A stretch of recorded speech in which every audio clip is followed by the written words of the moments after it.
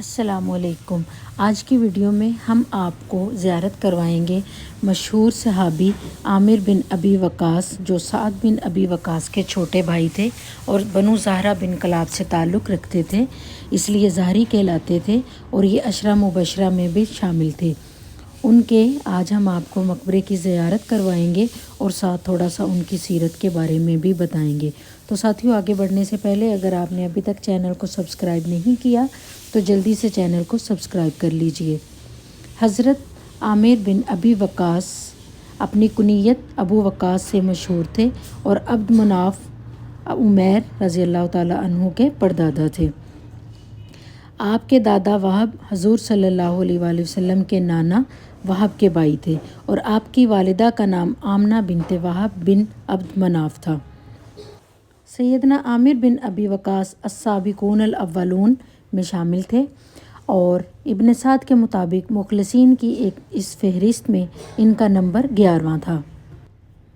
حضرت عامر کی والدہ دین جاہلیت میں اتنا رسوخ رکھتی تھیں کہ انہوں نے اپنے بیٹوں کے ایمان لانے پر بہت شور و غوغا کیا۔ اس صورتحال کا منظر ان کے بھائی سعد بن ابی وقاص بیان کرتے ہیں کہ میں تیر اندازی کے بعد گھر لوٹا تو دیکھا کہ والدہ حمنہ اور عامر کے گرد لوگوں کا مجمع لگا ہوا تھا۔ پوچھنے پر معلوم ہوا کہ عامر کے اسلام قبول کرنے پر تمہاری والدہ نے قسم کھائی ہے کہ اس وقت تک کسی سائے یا چھت تلے نہ بیٹھیں گی، نہ ہی کھائیں پئیں گی جب تک یہ نیا دین نہیں چھوڑتا۔ تب سعد لوگوں کا مجمع چیر کر والدہ کے پاس پہنچے اور کہا، امی، یہ قسم میرے لیے بھی کھا لیجئے کیونکہ میں بھی اسلام قبول کر چکا ہوں۔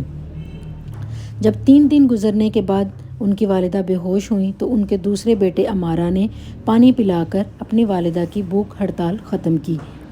والدین کے بارے میں اللہ تعالیٰ کے اس ارشاد کا اول اطلاق سعد و عامر پر بھی ہوا تھا کہ جو اللہ نے فرمایا تھا، اگر یہ دونوں یعنی والدین تمہارے در پہ ہوں کہ تم میرے ساتھ ایسا شریک ٹھہراؤ جس کے شریک ٹھہرانے کی تمہارے پاس کوئی علمی اور یقینی اطلاع نہیں تو ان کی اطاعت نہ کرنا۔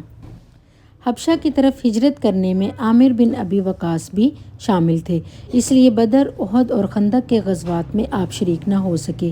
ابن سعد کا یہ کہنا کہ عامر جنگ احد میں شریک ہوئے درست معلوم نہیں ہوتا۔